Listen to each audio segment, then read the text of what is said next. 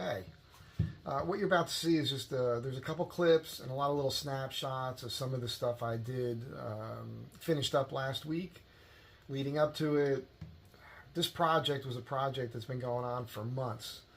But you have to keep in mind with this, I do everything.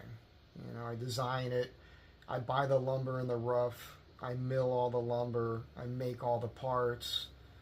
It's a kit that I put together out of my mind, and then I install it. I made all the cabinet doors, everything. And in the end, it's supposed to look like it could have been original to the house, right? And it was built in the 1920s. Came out great. But there was a lot of painting I had to do. I repainted the walls, couple extra coats there, did some custom molding and all that. So that's what you're seeing. There's a little bit of a thing in there with this belt sander, and I talk about a furniture piece I built. There's a couple snapshots about that. There'll be a link in the description if you want to go follow that. And I just wanted you guys to see what's up. It's not 100% done. I just have to fit the desktop and a shelf and this little thing. That's all going to happen this week. I've been under the weather, so I took it easy for the last few days because I know me. If I start feeling it and I don't take time to relax, and I keep pushing myself the way that I do, I will get full-blown sick, and then I'll be out of work for a week or more. So I'm feeling pretty okay today, so I'll be back into it next week. Also next week, getting a check for deposit to build a furniture piece. I haven't built a nice piece of furniture in a while, so stay tuned on that. It's going to be walnut. I'm not going to say anything else. I think you guys will dig it. So that's it for now. I hope you enjoy what you're about to see. And maybe I'll put a little tag on the end. I don't know. Maybe it'll just end abruptly. You know me, 0 production value.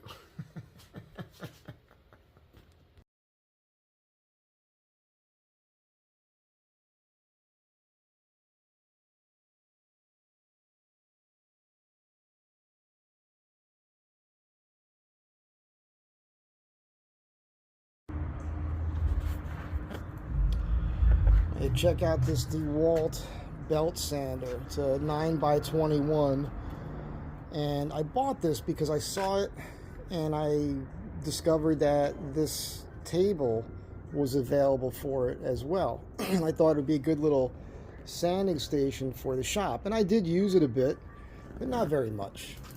I made this base for it out of a piece of walnut, drilled a hole for the dust collection, right? Stick the dust extractor right up in there. And the reason I brought it over here today is I brought my Porter Cable 9x21 belt sander to Arizona with a bunch of other tools, and I use that all the time. I haven't been using it a lot lately. But what I like to do with a belt sander is I can shape things, take them down, and the key to a belt sander is to make sure you're holding it flat and you're not going off on too many angles, because a belt sander can remove a lot of material really quickly. And so there's a guy I know, and I worked in his shop for about 6 to 8 months, and he did Biedermeier style furniture, and that's all veneered. And I knocked out a piece, and I'll try to remember to put a link to that picture folder for my Facebook page down below when I upload this video, because the piece I made was a very rare piece. There's only a few known to exist, originals, and I was working off of one that exists in a museum in Vienna. I was sent pictures and mechanical drawings of it. It's all tapered and a lot of curves, and again, every part of it was veneered. And it was the first time ever doing veneer work, and I nailed it perfect.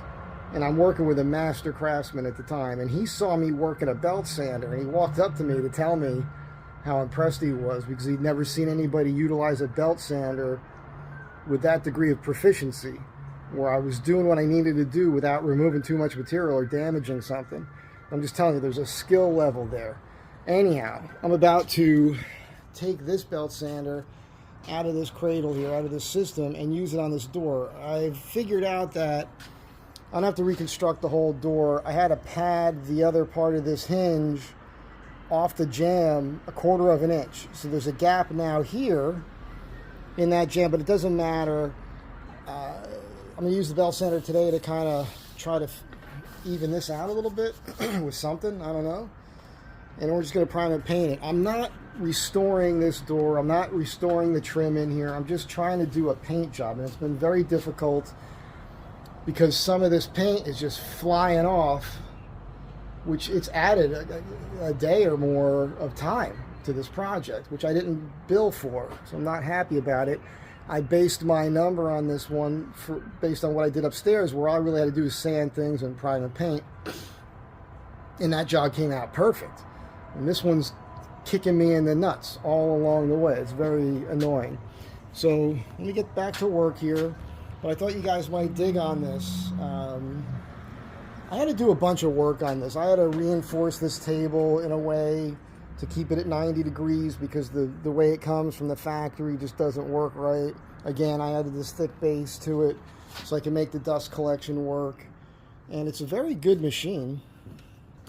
All I have to do is unscrew this here, and then this whole thing lifts right out of there.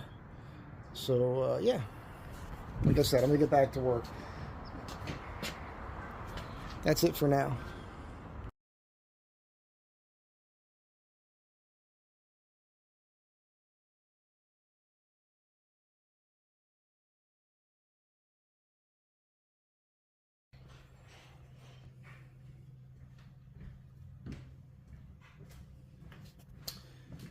I just put a second coat of paint on the walls. It's an eggshell.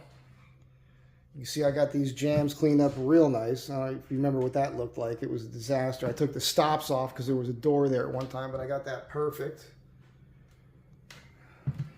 I got these doors painted out. I'll come back later and clean these hinges up a bit. We had a discussion, and I think she prefers this old look. You could usually chip your paint off pretty easy just by tapping it, scraping it a little bit. And then once you get all the paint off, tape this out a little bit if you want to do it on. Obviously, if you take it off, it'll be different. But if you just take some WD-40 and some steel wool, put the WD-40 on the steel wool, like 4 zeros, just scrub that up a bit. You'll keep like an old patina, but it'll function like a new hinge. I did that here. This was painted over many, many times. Again, this was not a restoration. I could see some paint I got to scrape up and clean up a little bit here. It was just a prime and paint initially, but I think you guys may have seen, maybe I'll include some images where the paint was just flaking off of these doors. It was ridiculous. It was ridiculous the amount of work I had to do here. A little bit of cleanup along the baseboard, I suppose. Obviously new fixtures are coming. You know, I didn't have anything to do with this. This is a little weird here. I mean, it would have been nicer, obviously, if this was on top of this or something, but, you know, whatever. Other than putting a desktop in here and a shelf and the little ceiling I'm going to make here, I'm done with this room.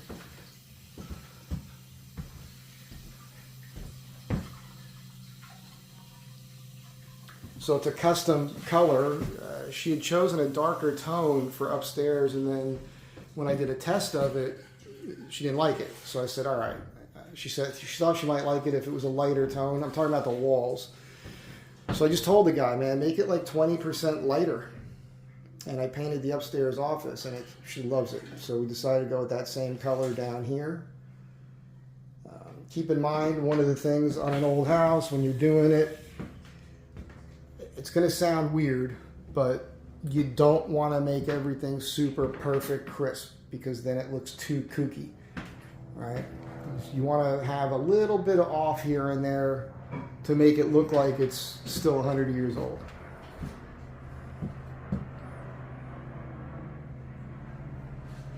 This is going to look great. And again, remember, there's an option here. So if they need more storage, the desktop can come out. I can make 2 doors for there, and that can just be one larger cabinet.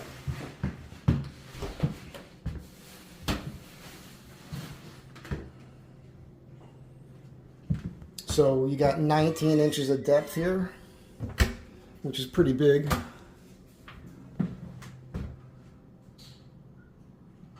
Again, built-ins, so I didn't have to make boxes, which took longer, but gives you that vintagey vibe. One big cabinet.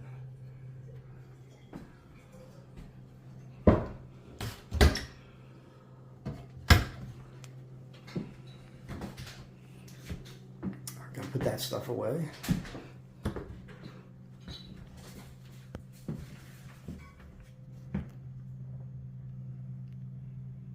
Yeah. So this is just for those of you who have been curious and you've been watching me work on it and you're curious how it turned out. Everybody's happy. Yep. Hi, Mike. You're on YouTube. Say hi. What? You're on YouTube. Say hi. Hi. Kristen is a really funny person, comedian. She's not just funny looking.